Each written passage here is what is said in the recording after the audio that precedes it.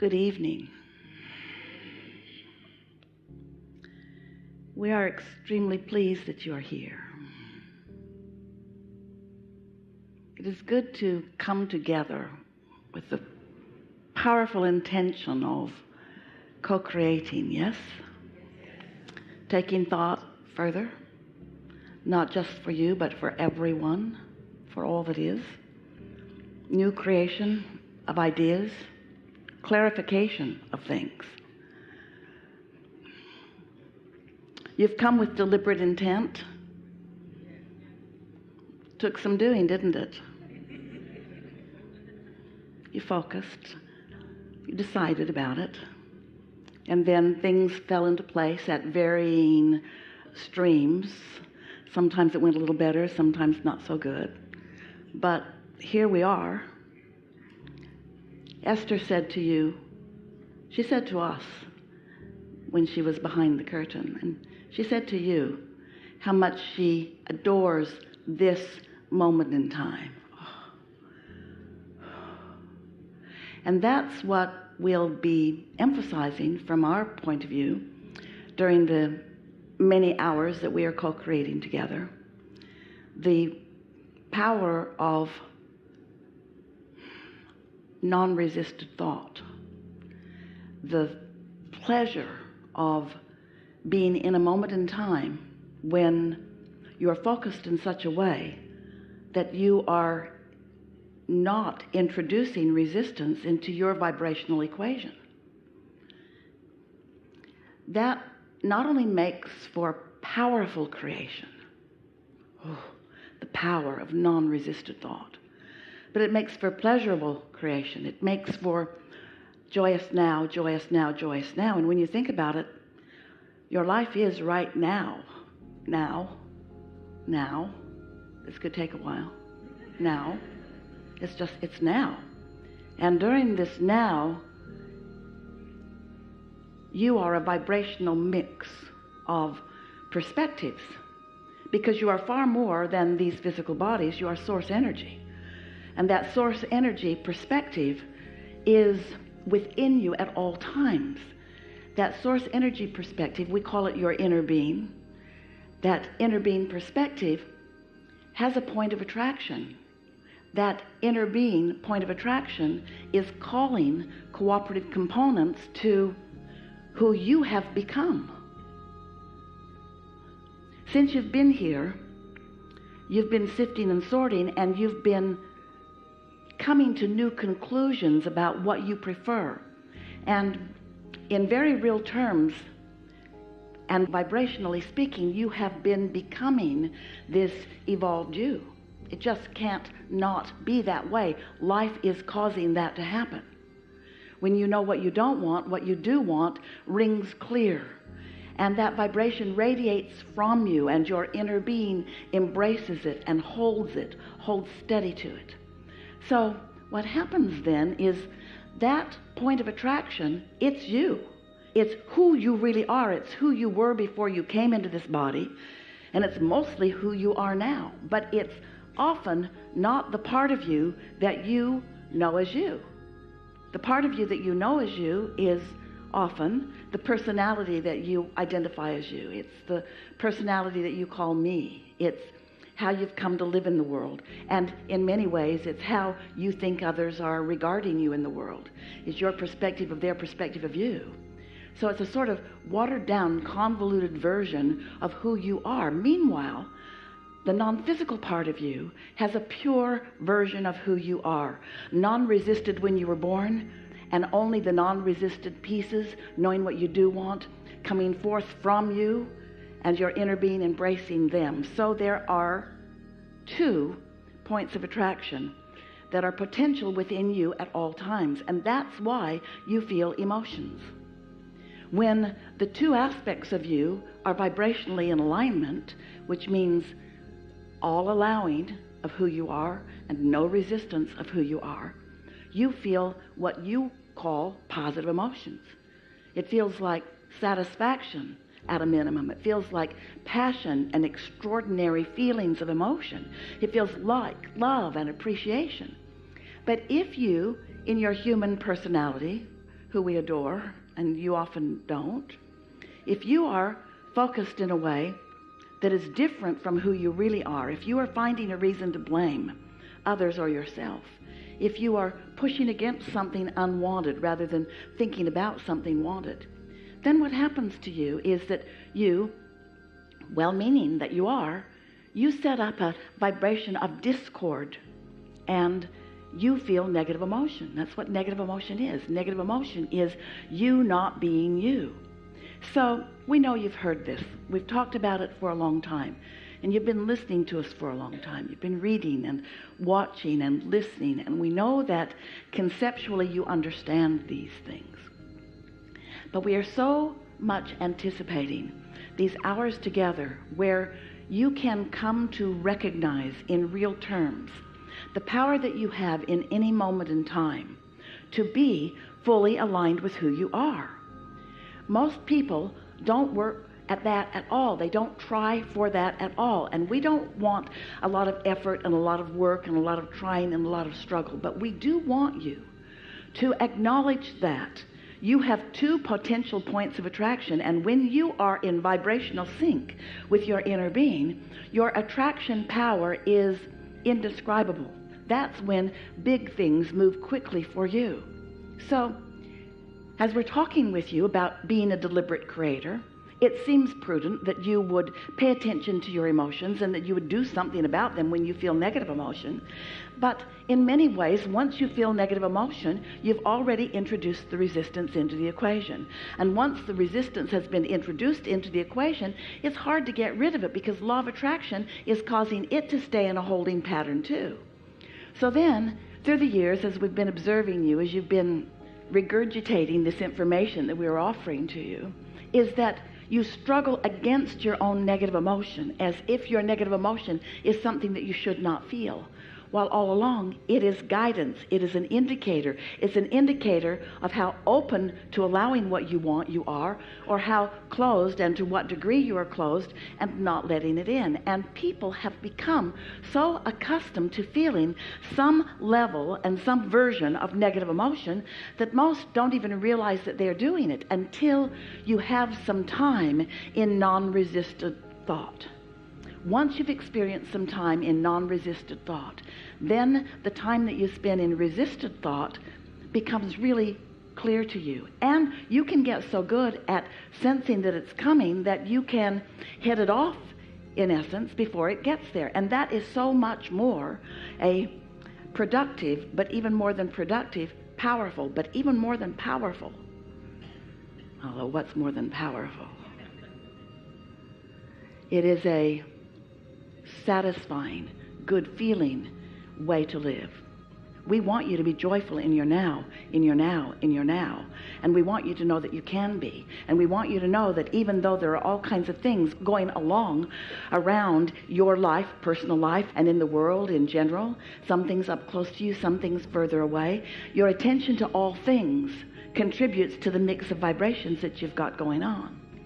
So you are an interesting species, you humans, because you've come into this physical time and place because you are creators, you are powerful creators, and you knew as you were making the decision to come into your body that there would be variety, that there would be things wanted and not wanted. You knew that contrast would surround you, and you knew that in that contrast you would make choices.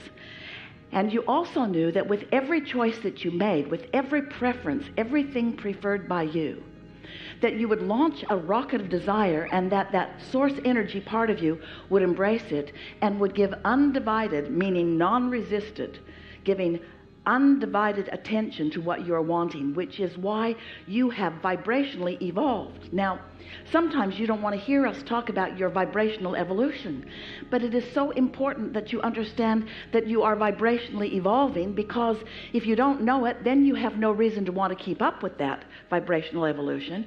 And if you don't know about it and you don't care about keeping up with it, and you don't keep up with it, then you don't get to be joyful in this moment and in this moment and this moment.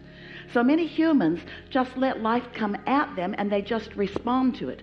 So if it's something wanted, they respond positively. If it's something not wanted, they respond negatively.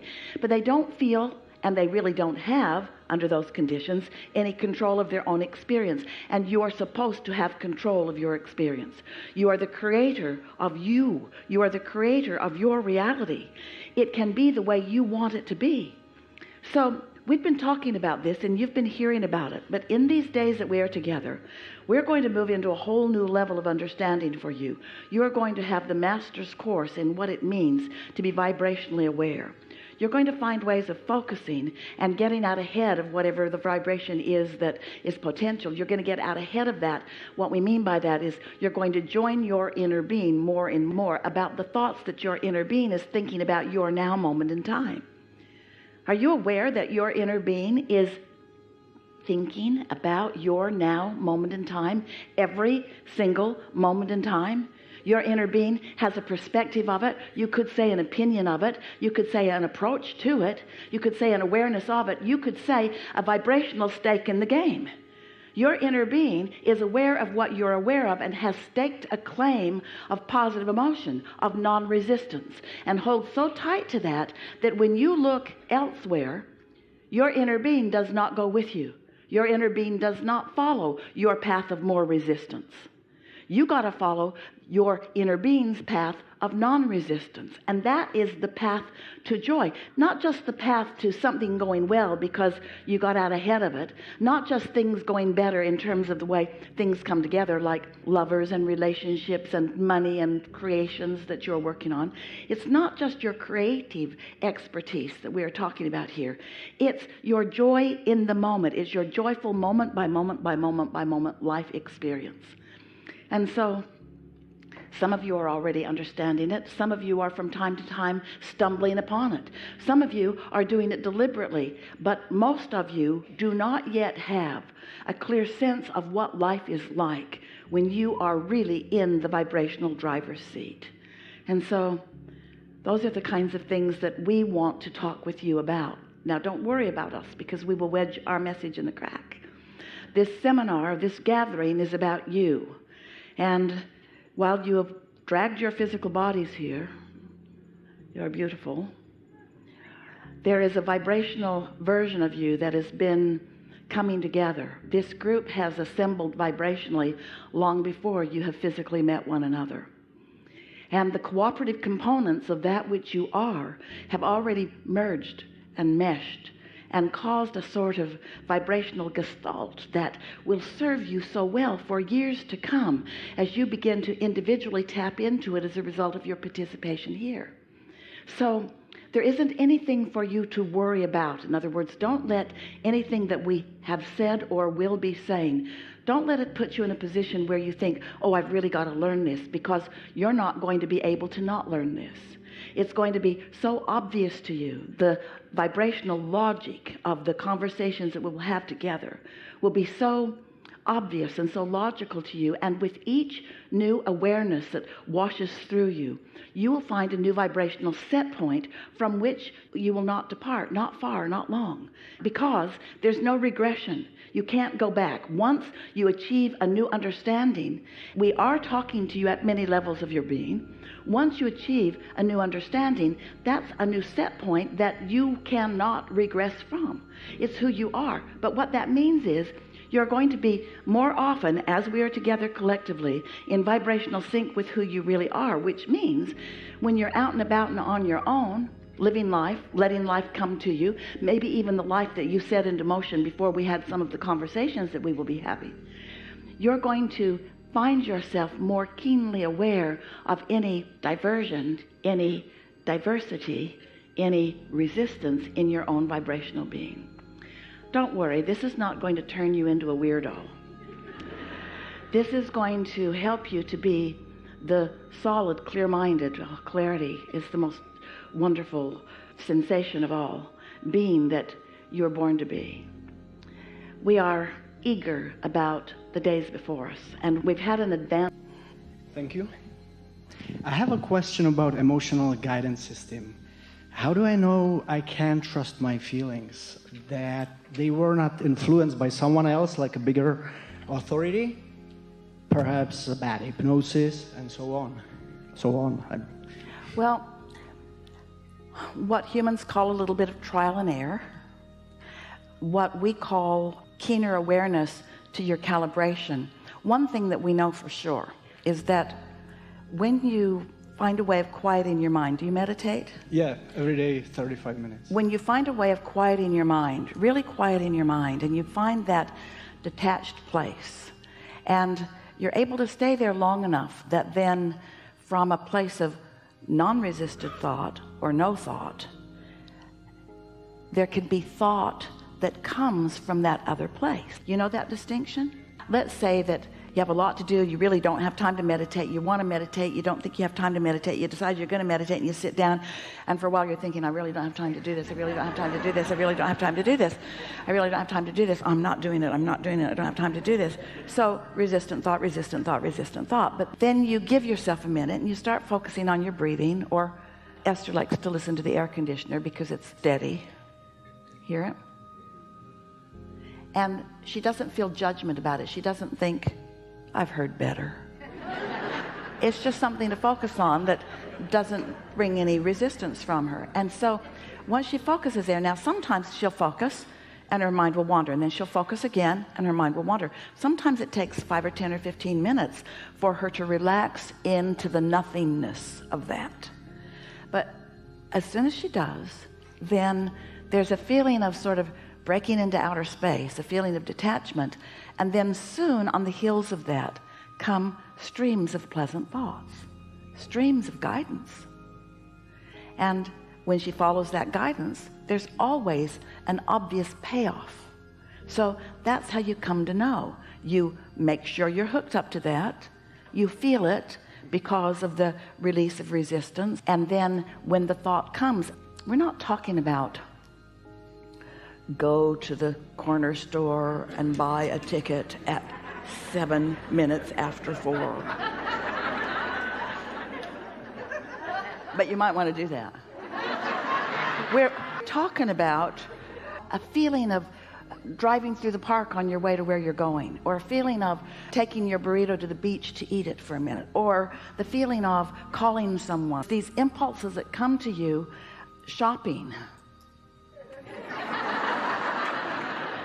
Esther's always listening for that one. Want me to go shopping? Want me to go shop? But when those impulses come and you follow them, and then something occurs and you just know that it's part of your path of non-resistance, it's your path toward what you want, then you get good at that. You get so that if you don't feel that way, you get so you can tell what you're under the influence of. Because when you're under the influence of source, it always feels good. It goes from satisfaction to true passion.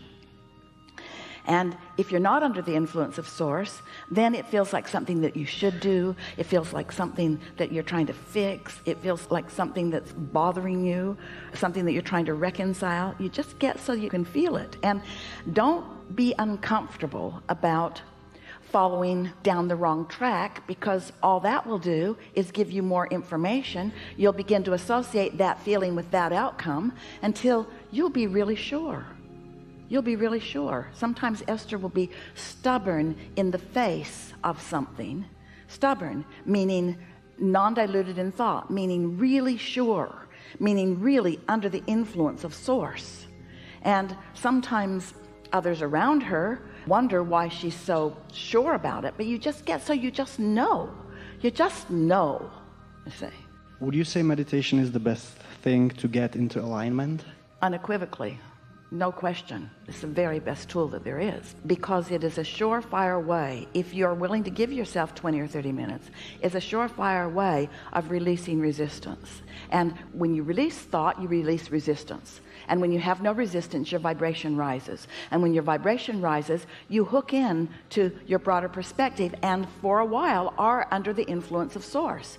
Now, that doesn't mean that you might not come out of meditation and get right back into a routine that's been bothering you, because you can, but you'll know the difference. Sometimes people have said to us, Abraham, is it normal, these are their words, for all hell to break loose in your life when you begin meditating? And we say yes, because you become sensitive to pure positive energy and less tolerant of what isn't. Correct.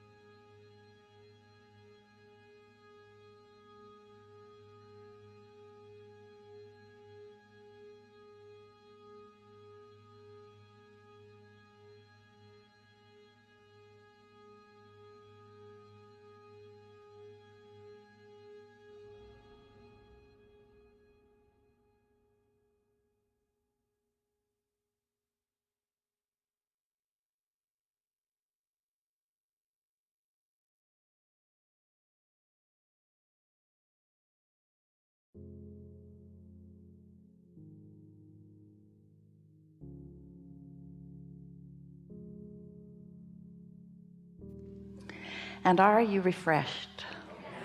Good. Now what? You know, we answered all of the questions already, yeah? Good morning. It is. So, I think about my desires. I think about a beautiful relationship. We're going to interrupt with one question. When you think about your desires, do your thoughts feel good? If I close my eyes... Well, this isn't a hard question. When you think They about... They do. They feel good. Then you've got it figured out. What if... I know it feels good thinking about a relationship, but when you go in that direction, you're hurting somebody else. And that doesn't feel good to my inner Well, then being. you're not moving toward what you want. No matter what you're thinking about, if it doesn't feel good to you, then you're off kilter from your inner being. Now, you can think all around it until you can isolate what is it that's off. You can jump to all kinds of conclusions about what the reason for it is, but you can tune yourself to the frequency of your inner being on the subject. And when I tune myself to the frequency of my inner being, it's that feeling of feeling good, that feeling of,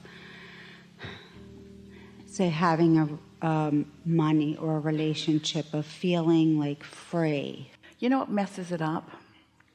Is that when you think about it and it feels good, and then you try to make it be what you want it to be right now, which never feels good because it isn't happening right now. So when you need this thing that feels good to be right now, then it stops feeling good.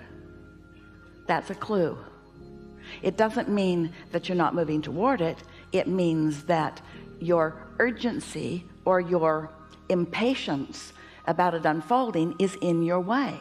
Just like that woman screaming about the injustice, whether you're screaming about injustice or whether you're screaming with impatience, you're still offering a hurricane of vibration that's in your way.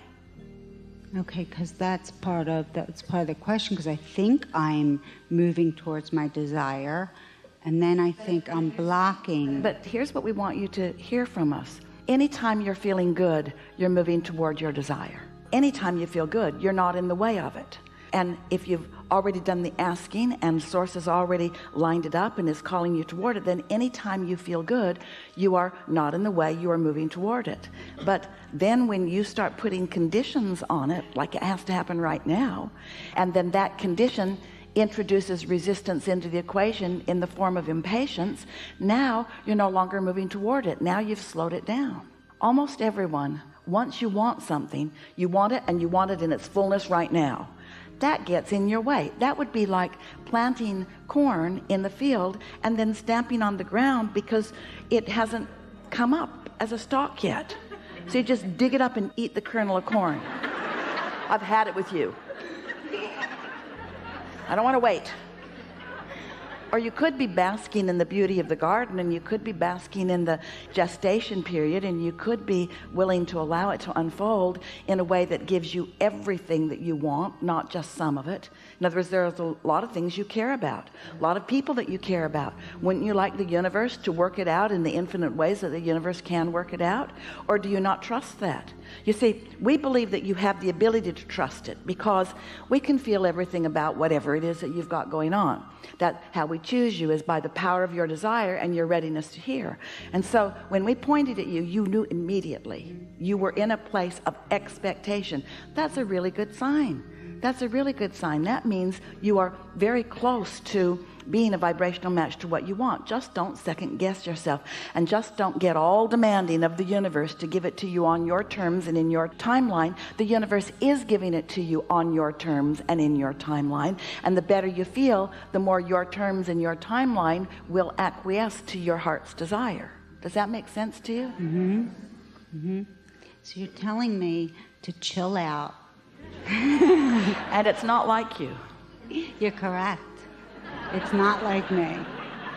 Well, deliberate creators are a little that way. The better you get at this, and the more the universe yields to you, the more you expect the universe to yield to you. In other words, it's just a result of being clear-minded about things. But it's not unusual, even though you're clear-minded about a lot of things, to have split energy about a lot of other things.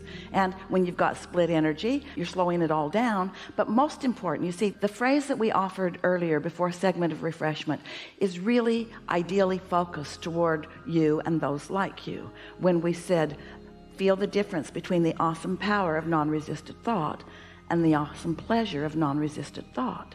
And you're not letting yourself have pleasure in your non-resisted thought because you're too impatient. And when you're impatient, that's not non-resisted thought. So you keep being impatient, which means you keep being resistant, which means it doesn't get better. You've got to take pleasure in knowing that you figured it out, and take pleasure in your knowledge that you're a deliberate creator, and pleasure in your knowledge of how the universe works. You've got to find a way to feel pleasure in the absence of the manifestation, the full-blown physical manifestation of what you want. You have to take pleasure in the thoughts turning to things part of it. You have to take pleasure in your knowledge of the laws. You have to take pleasure in your understanding of how the energy flows. You have to take pleasure in all the other things that are in alignment for you, you see.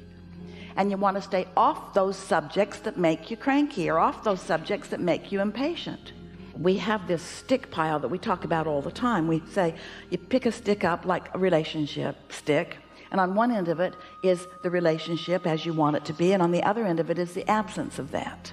And you have a proclivity, you have an end of the stick that you lean toward. And sometimes you lean more toward what you want, and sometimes you lean more toward the absence of it, but you're kind of all over that stick. So what we would say to you is, there are a lot of sticks in this pile, and there are several of them that when you pick them up, you're a vibrational match to what you want. In other words, you're not impatient. And so if there's a stick that matters a lot, that makes you impatient, leave it in the pile and pick up the sticks that don't make you feel impatient. Pick up the sticks that make you feel blessed, that make you realize your power, that make you feel happy, that cause you to feel happy, and let those be the reason that you don't get in the way of what you want. Does that make sense to you? Mm-hmm. Humans, we love you so much, but you're like a dog on a bone. You got to get hold of it and not let loose of it. And I'm going to make this happen. I'm going to make this happen. I'm going to make this happen. I'm going to make this happen. And that whole time, you're keeping it from happening because you've got that urgency, that determination, that strong, I'm going to wrestle it to the ground and kill it sort of feeling. That doesn't get you what you want. Soft, easy anticipation of things working out for you. That's what you're reaching for. Okay.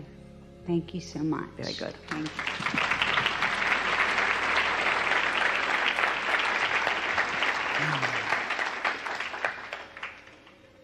Hi. You are. So 90% of my question was answered just by you calling me up here. I'm just really happy to be here. And I guess the other... See what she is? She's what we were talking about. So she walks into an environment, and what does she do for you? Can you get a close-up of her face? Look at her. Look at her. Look at her. So when you feel like this, the world benefits. Yeah, I mean, I don't even have a question at this point. That was my question. And you know what? Answer. You feel like you don't even have a purpose, but that's it. That's it. Just living happily ever after. Yeah. And letting others know what the options are. Really good. Thank you.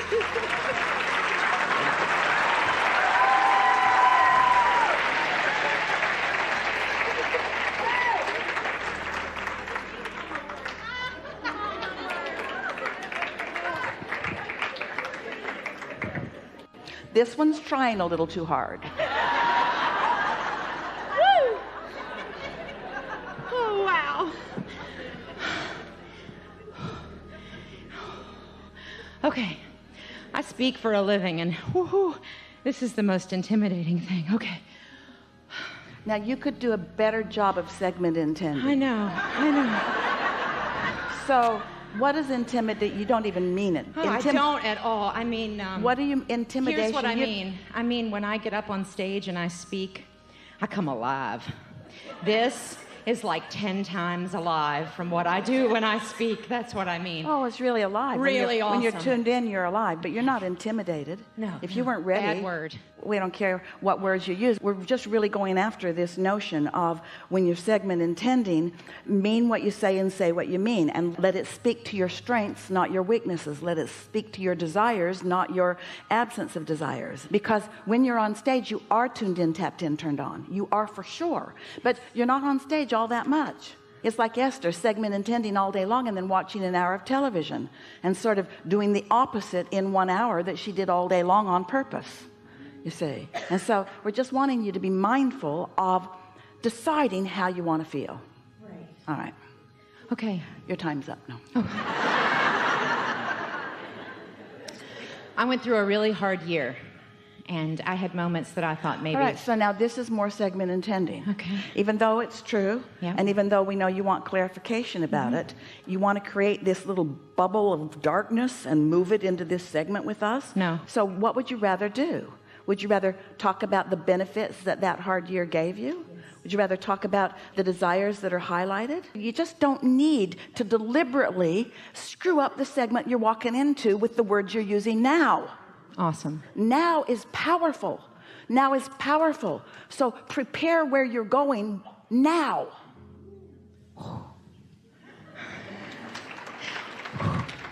We're just saying. I love where I am now. Yeah. I have done the work, and every day gets better, and I love the journey that I'm on. And Quite I'm a different thing, isn't it? super excited for what is to come. And you're so close to that what you're saying right now is so authentic. It's not lip service. You really mean this. Oh, yes. But you did have to take a minute, because we sort of bullied you, yes. into focusing where you mean to focus. That's what deliberate creation is. It's about accomplishing your vibrational stance from which everything is coming to and happening from. So I have a question. It's all right. We're ready for your question. We just want to help you focus a little more. Is the question coming from your vortex version of where you're going, or from the now reality in which you're standing? From what vibrational stance is this question coming? Better way of saying it is, what influence are you under as you speak this question? What influence am I Are you under the influence of source and inner being? For example, your inner being would ask a question. Your inner being would float the idea to you for a question. I know what I want, and I'm excited about the unfolding of it. And how can I be more keenly aware of it as it's unfolding? That's the kind of question your inner being would inspire you to ask. Where something that's not your inner being might influence you to say, I'm having a hard time, and what could I do to make it better? Can you feel the difference? Sure. I think for me, this is a question of understanding. That's fair. Okay. Sometimes when I'm not in the vortex... But you know what we always do? What? In order to bring you to a place of understanding, we just stubbornly keep saying to you all the things that you already understand. Because we know if we can get you focused upon what you already understand, that you'll be able to understand the next thing that you want to understand that you don't understand. Right. But if we start from a premise that you don't understand, then nothing that we're going to say is going to cause you to understand. So you do know you're the creator of your own reality, yeah? Yeah. And you do know that how you feel is everything, yeah? Yeah. All right, ask the question. I feel like you just answered the question. We think so too.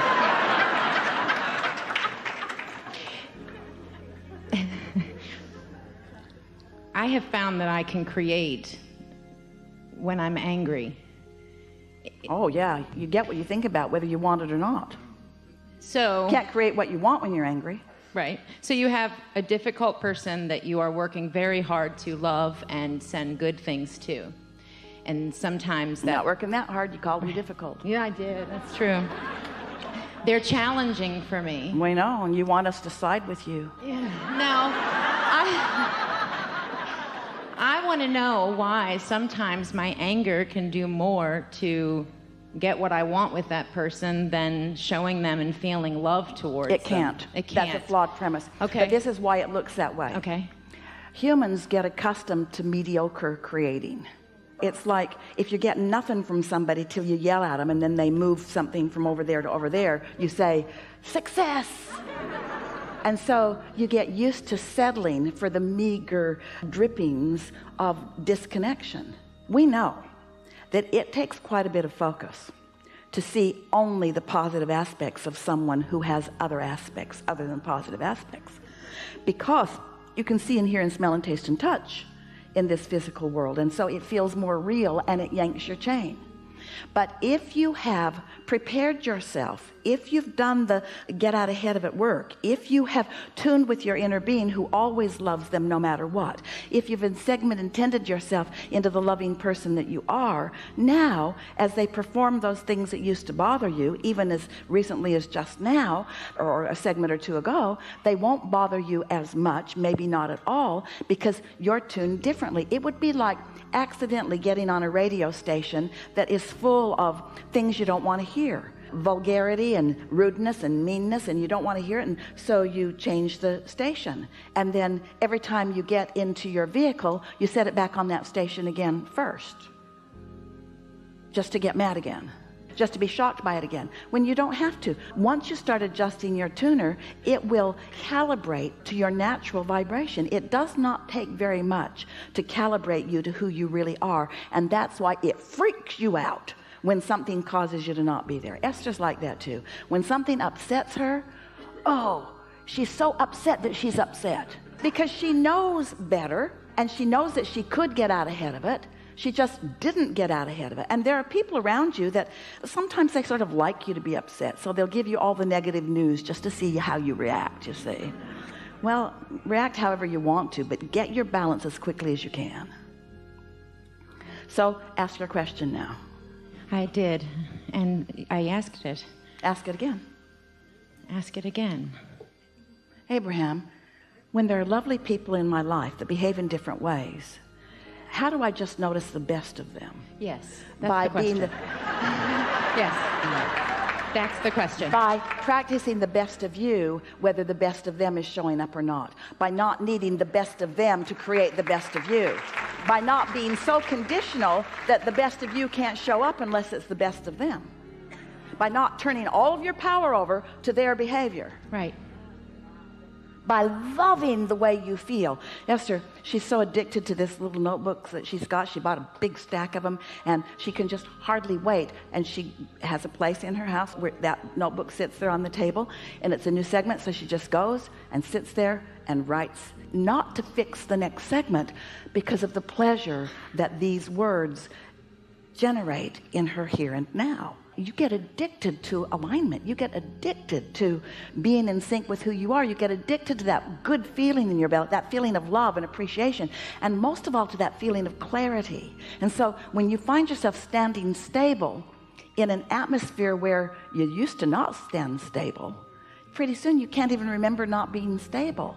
And then other people's behavior is a non-issue to you, because you don't create their reality, you create your reality.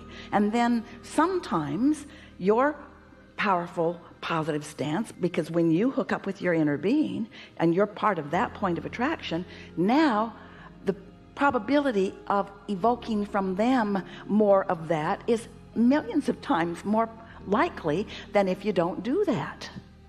You're going to begin to feel like the entire universe is revolving around you, because it is.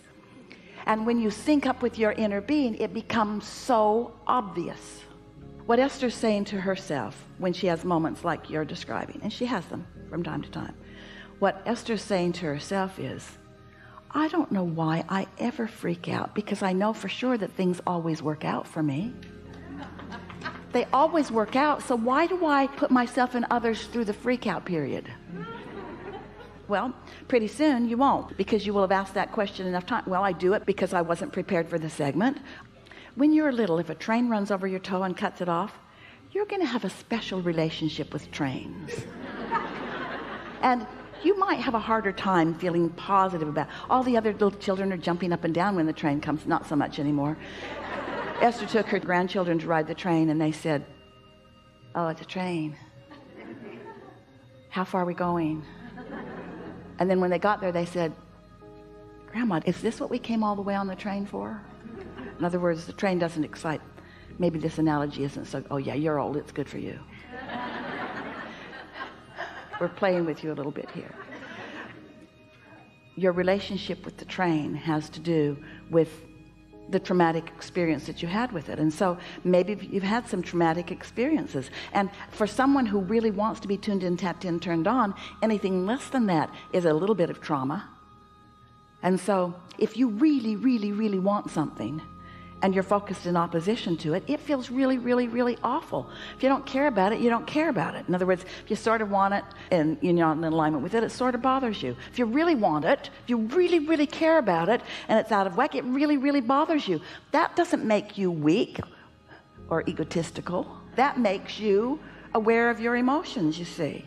We want you to care about what you want, and we think it's a wonderful thing when you have strong negative emotion, because it means this really matters and I'm really in vibrational misalignment. If somebody called you on the telephone and said, hello, you don't know me, I'm just calling to tell you I will never call you again, you would say, good to know. And you wouldn't feel anything except maybe a little mild amusement about the experience. But if somebody you really care about calls you and says that to you, you would be normal to freak out, because something that you really care about looks like it isn't happening. But if you remember that things are always working out for you, and it doesn't matter how it temporarily looks, we have not said this before in this powerful way. All that you've been living, all that you've sifted and sorted through, all of that you've been evaluating has caused you to create a very powerful desire with lots and lots and lots of momentum, and it is coming about. Some people have to croak before they have the realization of it, because as long as they're still in their physical body, they're still complaining about people getting on the airplane before them. But when you discover how unnecessary and unhelpful those feelings of intimidation are, or disrespect are, if you feel disrespected or you feel not heard, and you allow yourself to keep having that knee-jerk response to somebody else's behavior, so that you're practicing that over and over and over and over and over again, pretty soon people that don't usually disrespect anybody disrespect you, because that's the vibration that you've got going on. So what Esther's been doing when she finds herself in moments like that, she'll stop and say, wait a minute, is that really valid? And is that really how I want to feel? And does that even make sense? And is that really what I choose to decide that I feel? And over again, she's choosing the emotion that she wants to feel, focusing on it until she feels it. That's what calibration to how your inner being feels about you works, you see. Did we get there? Yes, I'm ready to be ready to be ready to be ready to be ready. So we used to say that a lot, getting ready to be ready to be ready to be ready. And now we'd just like to say, I'm ready. Because ready to be ready to be ready to be ready to be ready feeds your appetite to get to where you really want to go. I'm ready. We want you to just be as ready as you are and happy about how ready you are, because that's how your inner being feels. Your inner being feels really good about how ready you are. How ready you are. How ready you are. Where you are is just right. And you know why? Where you are is enough. You know why? Because you can't attract beyond where you are. So it's got to be enough. Do you get that? It's got to be okay where you are, because you can't be other than where you are. And because your inner being is never judging you about being in a wrong place. So when you're unhappy about where you are, you know what the problem is? You're crossways of your inner being, who never ever says you're not where you're supposed to be. Did you get that? Here's another piece to this. You're right here where you can hear this, because we can feel you. You've come right along, because we've been talking about what you already know, and then we talk about what you already know. So you're right up to speed. Every one of you, you are knowing what we are knowing right now about this. So let's take it just one step further so that you can really feel benefit moving forward out of this day. A friend earlier talked about there's this perspective and this perspective and this perspective, and we teased and we said there are endless perspectives. So let's talk about some perspectives here. Just a really clean, clear, easy way for you to approach this moment in time, this moment in time, this moment in time.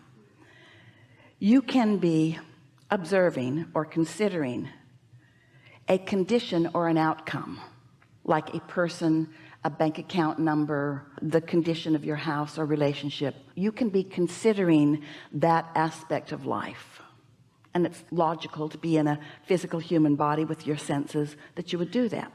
You can also be considering your vibrational relationship with your inner being right now.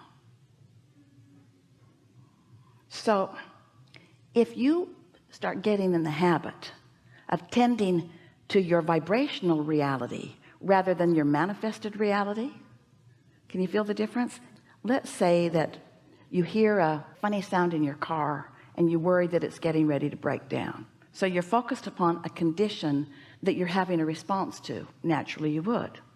But let's say that rather than responding to conditions and letting the condition evoke your emotional response, let's say you've decided to get out ahead of everything and you've decided to take charge of your emotional response. So you're looking at your emotional response rather than letting your emotional response be a knee-jerk reaction to a condition. Can you hear this? So you hear the funny knock knock knock in your car and you start to feel a soft wafting of insecurity coming over you, but you don't let it take hold. Instead you say, I have really good timing in my life and I can take care of this. You say, things always work out for me.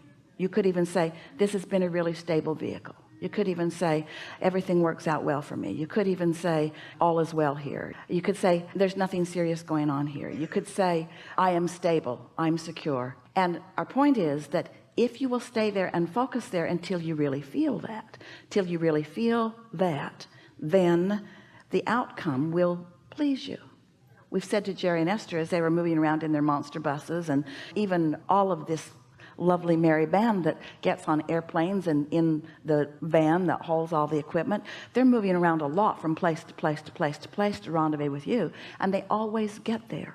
They always get there, and everything always turns out wonderful. And it isn't that there are not things that they have to deal with, but things always do turn out. And when you decide to know that, and you decide to acknowledge that, and you decide to let that be the dominant vibration that you're offering, then the current condition becomes less and less of a significant factor in your life experience. And that is such an important thing for this reason.